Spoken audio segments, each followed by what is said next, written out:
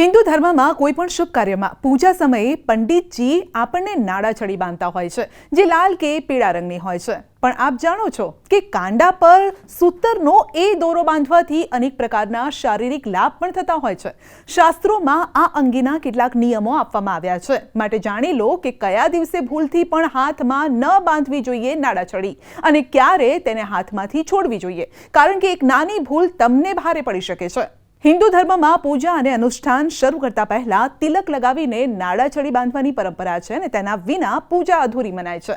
નાડાછડી એટલે કે સૂતરનો લાલ દોરો, જેને રક્ષાસૂત્ર પણ કહેવામાં આવે છે, તેને મંત્રો સાથે કાંડા ઉપર બાંધવાથી દેવી દેવતા પ્રસન્ન થાય છે। જ્યોતિષ અને ભારતીય સંસ્કૃતિમાં હાથમાં સૂતરનો દોરો બાંધવાનું વિશેષ મહત્વ છે। નાડાછડીને રક્ષણ, સૌભાગ્ય અને શુભતાની નિશાની પણ માનવામાં આવે છે। પૂજા, લગ્ન, ગૃહપ્રવેશ, તહેવારો કે પછી અન્ય ધાર્મિક પ્રસંગો દરમિયાન તેને કાંડા પર બાંધવાની પરંપરા છે। તે ખરાબ નજર, અશુભ યોગ અને અશુભતાથી પણ રક્ષણ આપે છે। નાડાછડી બાંધવાથી વ્યક્તિને ત્રિમૂર્તિની સાથે 3 દેવીઓ એટલે કે લક્ષ્મી, પાર્વતી અને સરસ્વતીના આશીર્વાદ મળે છે, જેના કારણે વ્યક્તિ જે પણ કાર્ય કરવા જઈ રહ્યું છે તે કોઈ પણ અવરોધ વિના પૂર્ણ થાય છે। તે ખરાબ સમયમાં આપણું રક્ષણ કરે છે। તે ઘરમાં સમૃદ્ધિ અને સુખ પણ જાળવી રાખે છે।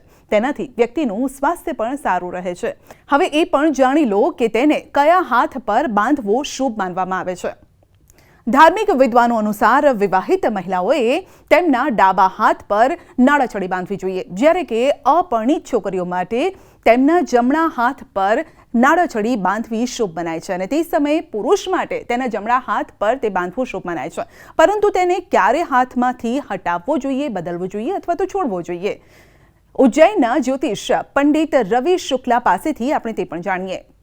कलावा यानी रक्षा सूत्र।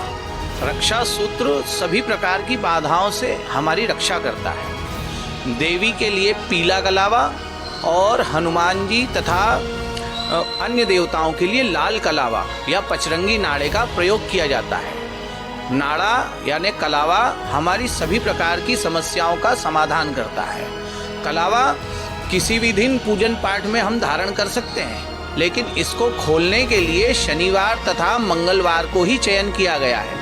इसलिए इसको किसी को भी खोलना है तो यह शनिवार और मंगलवार देख करके ही इसे खोलना चाहिए। कलावा बांधते समय जो मंत्र पढ़ा जाता है, ये न बद्धो बलि राजा दानवेंद्रो महाबला तेनस्त्वं प्रतिबध्नामि रक्षेस्त्वमाचल माचला। હિન્દુ ધર્મમાં કોઈ પણ શુભ કાર્યમાં પૂજા સમયે પંડિતજી આપણને નાડાછડી બાંધતા હોય છે, જે લાલ કે પીળા રંગની હોય છે। પણ આપ જાણો છો કે કાંડા પર સૂતરનો એ દોરો બાંધવાથી અનેક પ્રકારના શારીરિક લાભ પણ થતા હોય છે।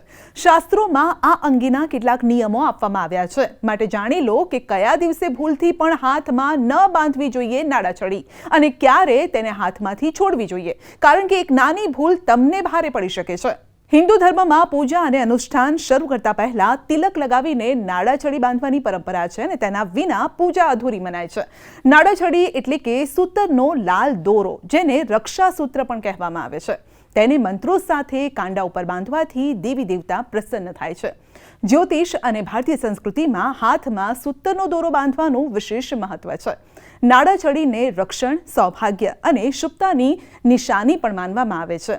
પૂજા, લગ્ન, ગૃહપ્રવેશ, તહેવારો કે પછી અન્ય ધાર્મિક પ્રસંગો દરમિયાન તેને કાંડા પર બાંધવાની પરંપરા છે। તે ખરાબ નજર, અશુભ યોગ અને અશુભતાથી પણ રક્ષણ આપે છે।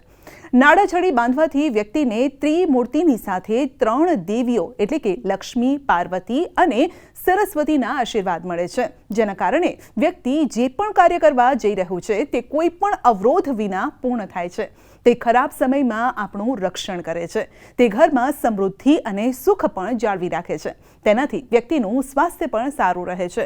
હવે એ પણ જાણી લો કે તેને કયા હાથ પર બાંધવો શુભ માનવામાં આવે છે। ધાર્મિક વિદ્વાનો અનુસાર વિવાહિત મહિલાઓએ તેમના ડાબા હાથ પર નાડાછડી બાંધવી જોઈએ, જ્યારે કે અપરિણીત છોકરીઓ માટે તેમના જમણા હાથ પર નાડાછડી બાંધવી શુભ મનાય છે અને તે સમયે પુરુષ માટે તેના જમણા હાથ પર તે બાંધવું શુભ મનાય છે, પરંતુ તેને ક્યારે હાથમાંથી હટાવવો જોઈએ, બદલવો જોઈએ અથવા તો છોડવો જોઈએ? ઉજ્જૈનના જ્યોતિષ પંડિત રવિ શુક્લા પાસેથી આપણે તે પણ જાણીએ। कलावा यानी रक्षा सूत्र। रक्षा सूत्र सभी प्रकार की बाधाओं से हमारी रक्षा करता है। देवी के लिए पीला कलावा और हनुमान जी तथा अन्य देवताओं के लिए लाल कलावा या पचरंगी नाड़े का प्रयोग किया जाता है। नाड़ा यानी कलावा हमारी सभी प्रकार की समस्याओं का समाधान करता है। कलावा किसी भी दिन पूजन पाठ में हम धारण कर सकते हैं, लेकिन इसको खोलने के लिए शनिवार तथा मंगलवार को ही चयन किया गया है। इसलिए इसको किसी को भी खोलना है तो यह शनिवार और मंगलवार देख करके ही इसे खोलना चाहिए। कलावा बांधते समय जो मंत्र पढ़ा जाता है, येन बद्धो बलि राजा दानवेंद्रो महाबला तेनस्त्वं प्रतिबध्नामि रक्षेस्व माचल माचला।